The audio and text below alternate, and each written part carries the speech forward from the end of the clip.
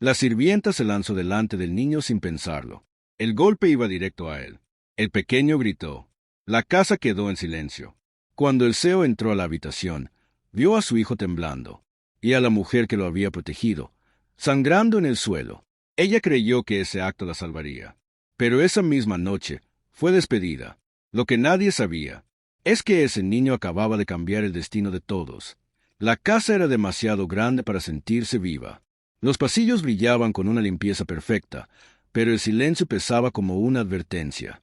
Elena caminaba despacio, sosteniendo el balde con manos cansadas, cuidando no hacer ruido. Llevaba 6 años trabajando allí, 6 años observando una vida que nunca sería suya.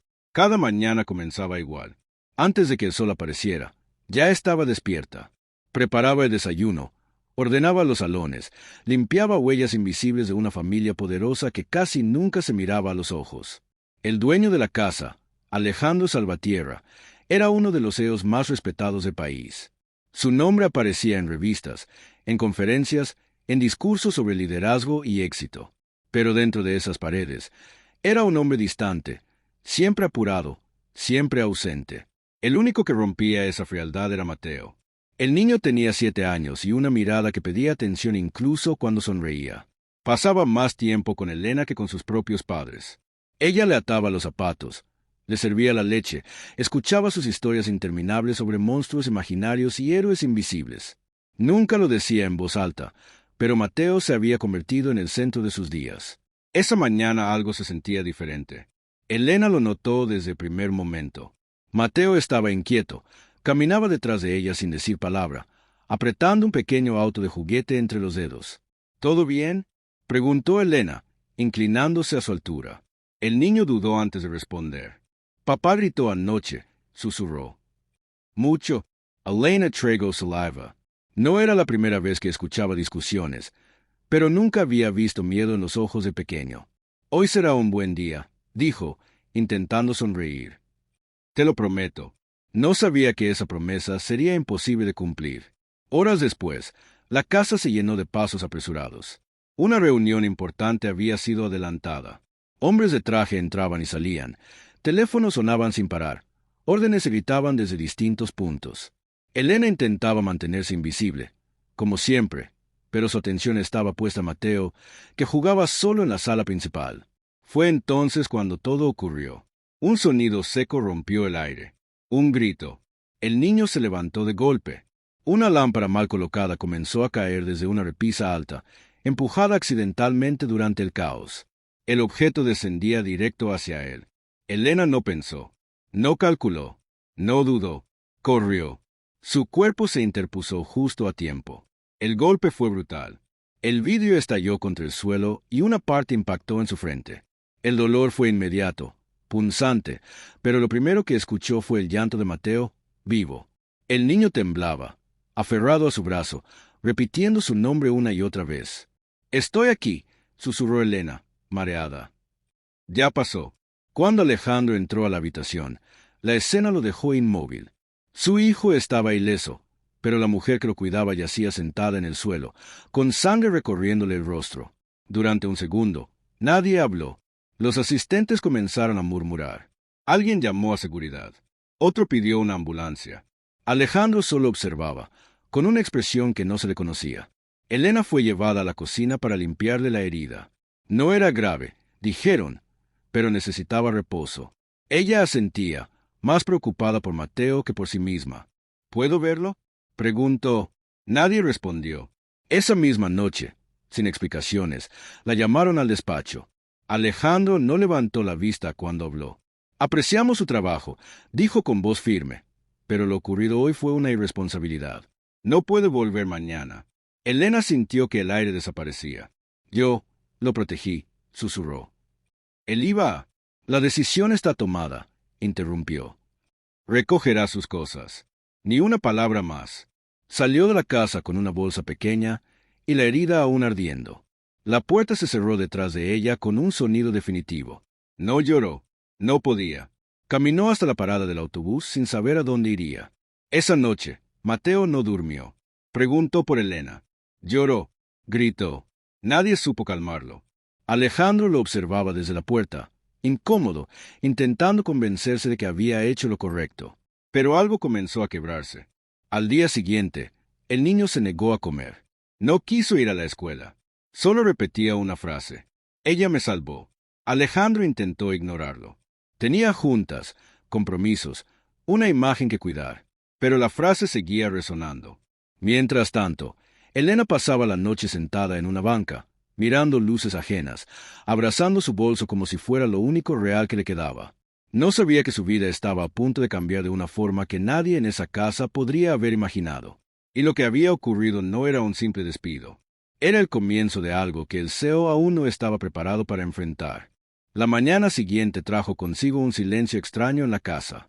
Las paredes parecían más frías, los pasillos más largos, y la ausencia de Elena se sentía en cada rincón. Mateo se despertó temprano, abrazando su muñeco, con los ojos hinchados por el llanto. La habitación estaba silenciosa, pero su corazón no encontraba calma.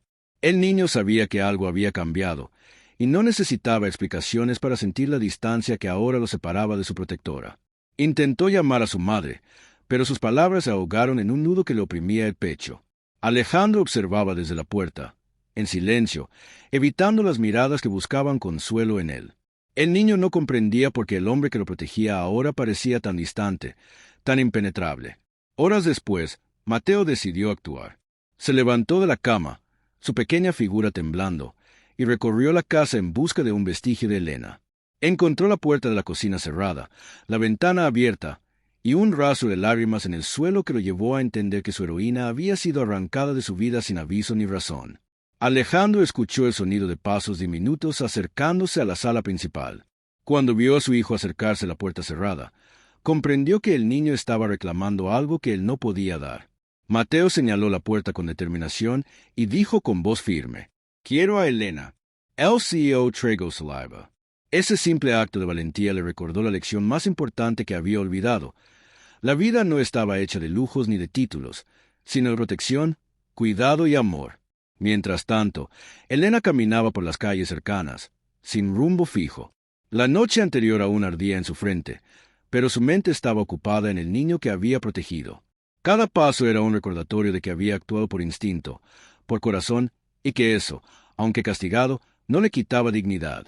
Pasó por un pequeño café abierto, y decidió entrar, solo para poder sentarse un momento y dejar que la gravedad del evento la alcanzara. El aroma del café recién hecho llenó el espacio y sus recuerdos comenzaron a mezclarse con la realidad. Vio a otros clientes inmersos en sus vidas, ajenos a la tragedia que acababa de vivir, y sintió un peso aún mayor. La injusticia del mundo parecía no tener fin. Sacó su pequeño cuaderno y comenzó a escribir, dejando que las palabras fueran un refugio contra la confusión y la rabia. Horas más tarde, Alejandro tomó una decisión inesperada. Llamó a su asistente personal y le indicó que buscara a Elena, no como empleada, no como sirvienta, sino como alguien que había mostrado un valor que él no podía ignorar.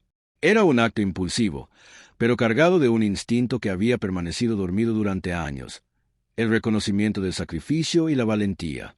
Mientras tanto, Mateo no dejaba de preguntarse por qué alguien que lo había salvado tan heroicamente podía desaparecer de su vida de manera tan cruel.